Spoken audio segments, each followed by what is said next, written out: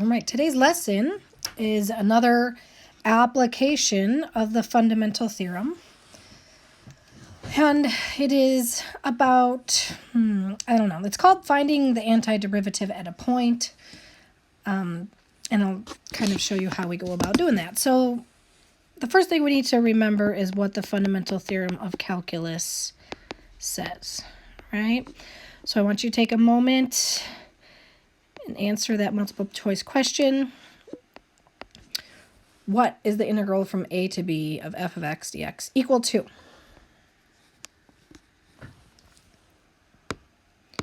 Okay, so we should know, right, that is capital F of b, the antiderivative at b, minus the antiderivative at a.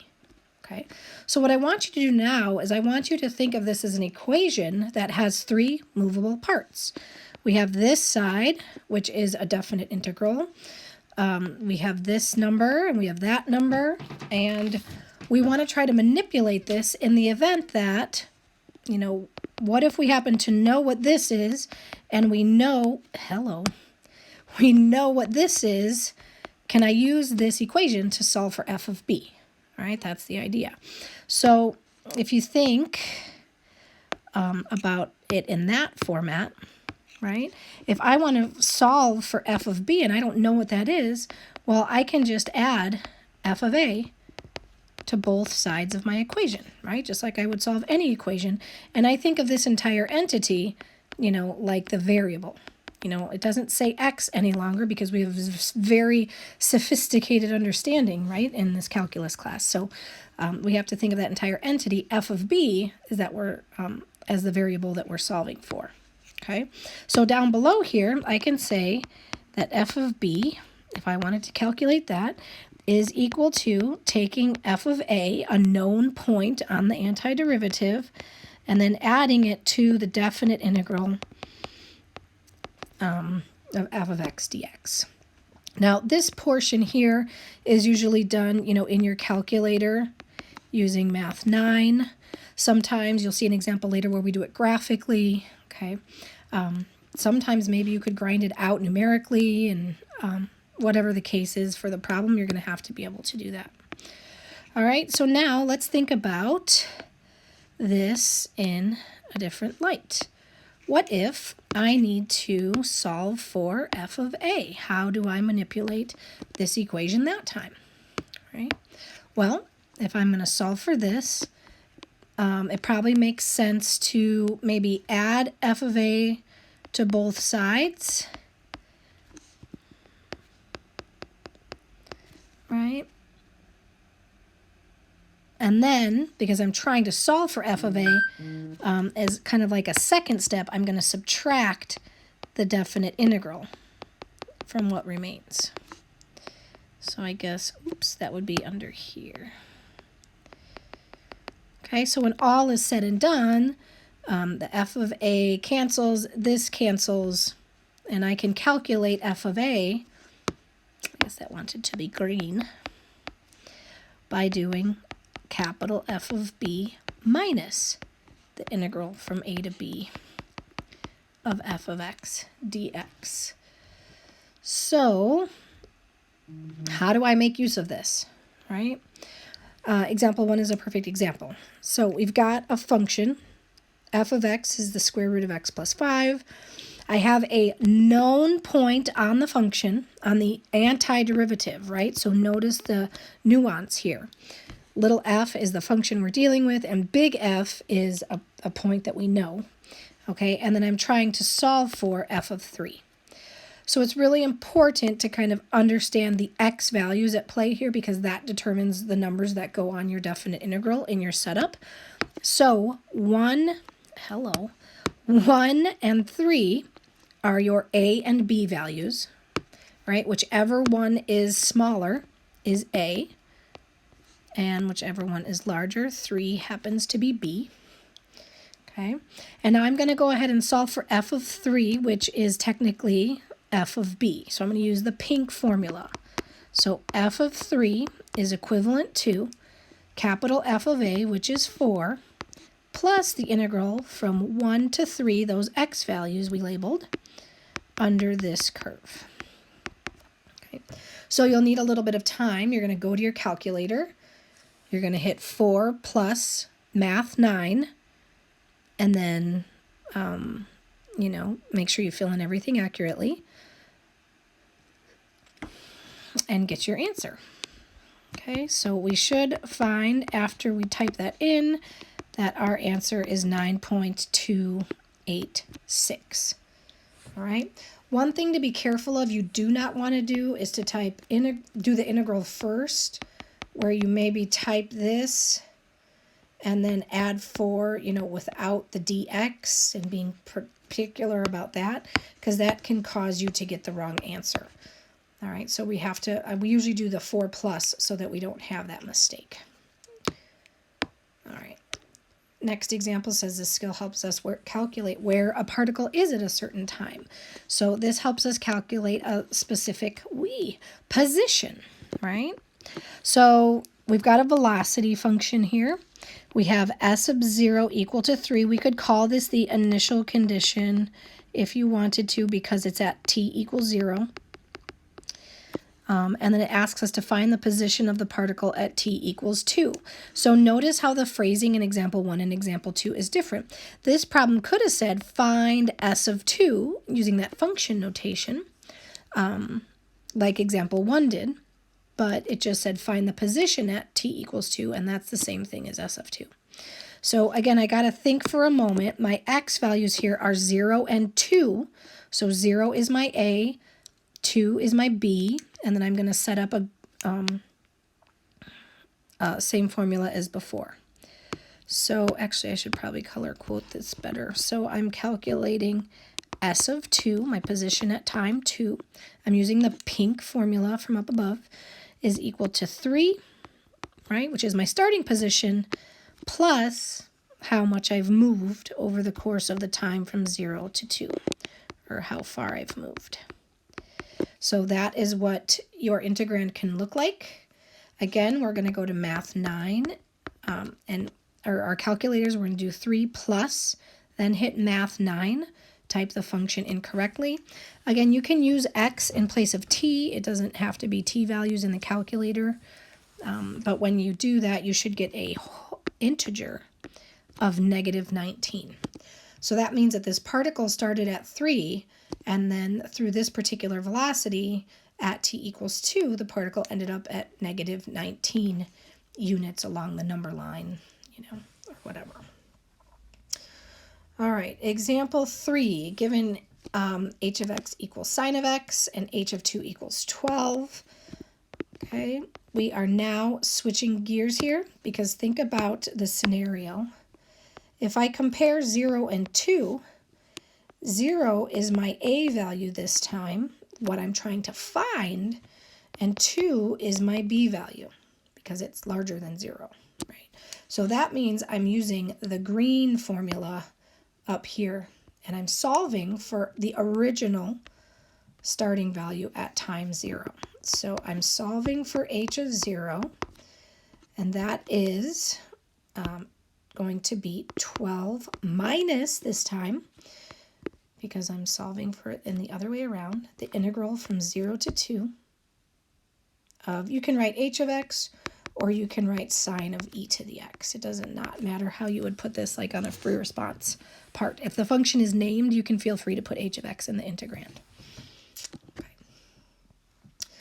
So go ahead and figure out what that is in your calculator, and then type it in the response in the prompt. And then again, if you type that in accurately and round to 3 decimals, we should get 11.449. Okay, again, you can take that third decimal and round it or truncate it as you wish. All right, number 4, I actually want to switch these around. I think these would be better if we did them in a different order. So here's an interesting twist. We're actually going to end up writing an equation by the end of this problem that has the fundamental theorem in it. So let's read the description again. Water is flowing into a drain pipe at a rate of this particular function. Units are important to analyze: cubic feet per hour over 0 to 8. And again, I guess that would be hours, right, is how we would interpret those numbers. There are 30 cubic feet of water in the pipe at time 0. So I want to actually do part B down here first, where it says how much water is in the pipe after 12 hours. Actually, that is a dumb question now that I think about it, because this is only valid from 0 to 8. So I think this is supposed to be 8 hours. So I'll try to fix that before you guys get it.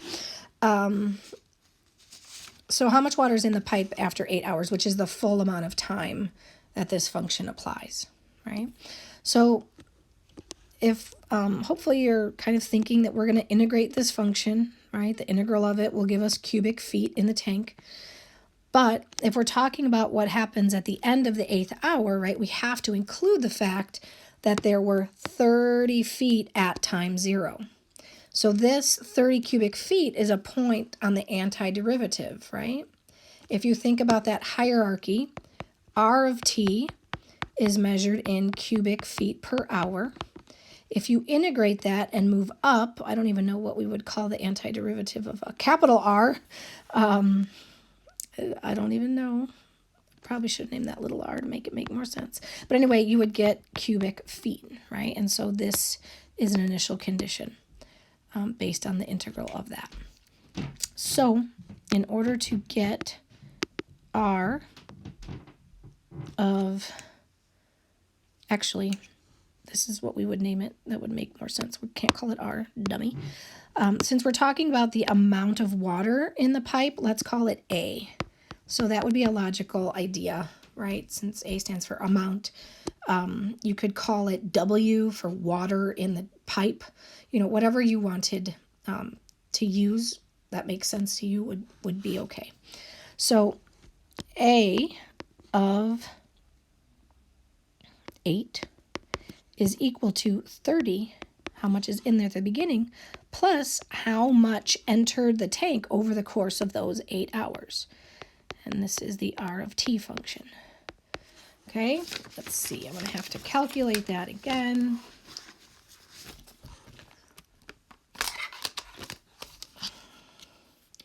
So that would be 30 plus math 9, 0 to 8.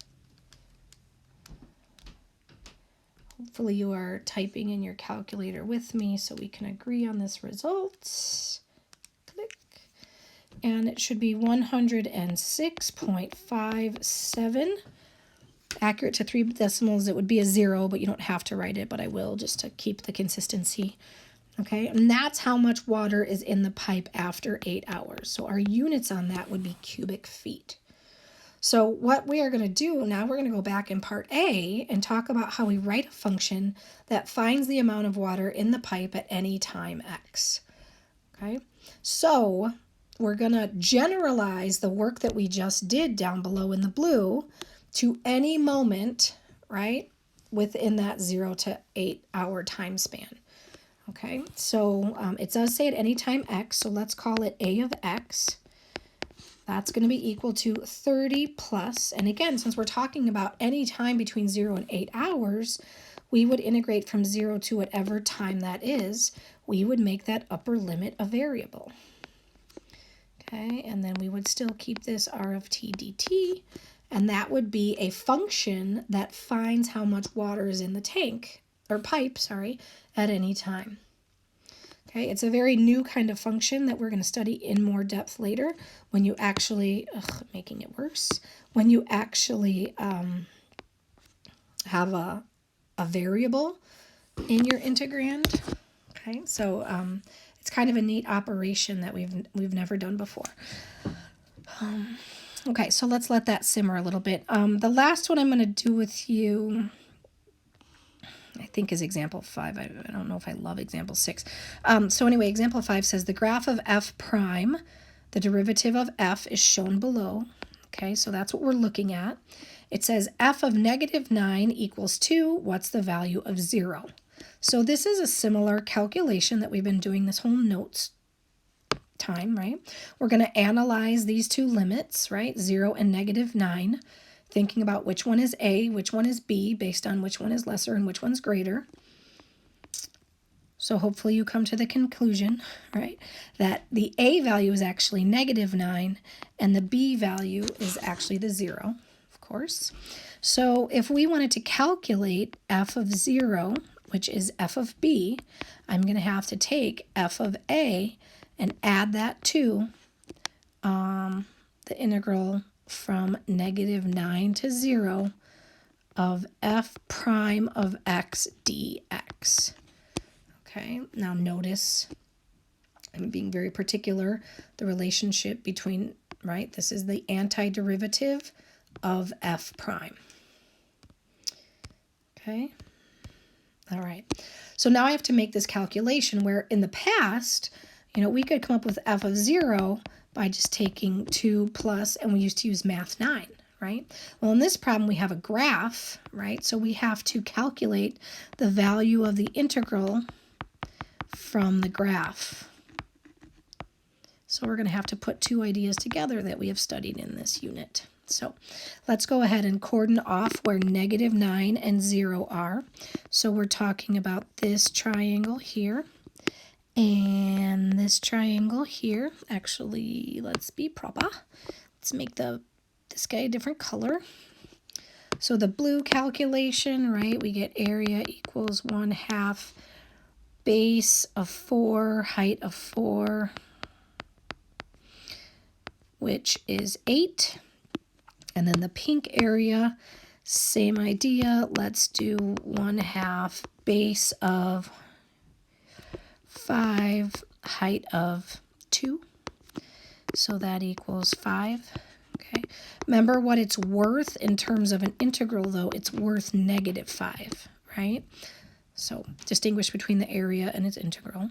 So I'm going to add these two results together, right? Actually, let's do it this way. So 8 plus -5 equals 3. And that 3 whoosh, is what I'm going to use over here for the value of the integral graphically. All right, so apparently f of 0 is 5 based on those calculations.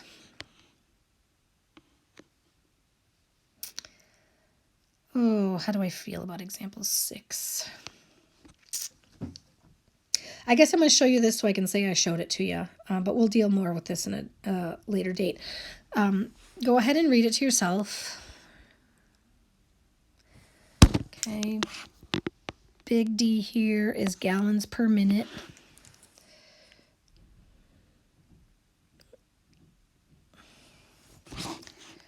And really what I want to tie together here, I'm a little bit more interested in evaluating this integral as I am about using correct units. So I just want to bring about this idea that if you have a table of values, you can make use of the fundamental theorem sometimes too, if we kind of fill in the blank and then make our calculation. So here is the blank. So symbolically speaking, the integral from 0 to 12 under d prime, right, being the derivative of the d function, if I apply the fundamental theorem to that, that means the antiderivative of d prime is d, and then I would take d of 12 minus d of 0, right? And you'll notice that d of 0 and d of 12 are in this chart. So in order to evaluate 0 to 12 of d prime, I'm actually going to do 10, right, subbing from the chart, minus d of 0 is 3, and that gives us 7. Okay, so the units on this particular problem, right, this represents here the net change in gallons per minute over 12 minutes, right? Because it's just the rate at time 12 minus the rate at time 0. So our units would technically be gallons per minute. And so this is kind of just a table, how we would use a table to make use of the fundamental theorem.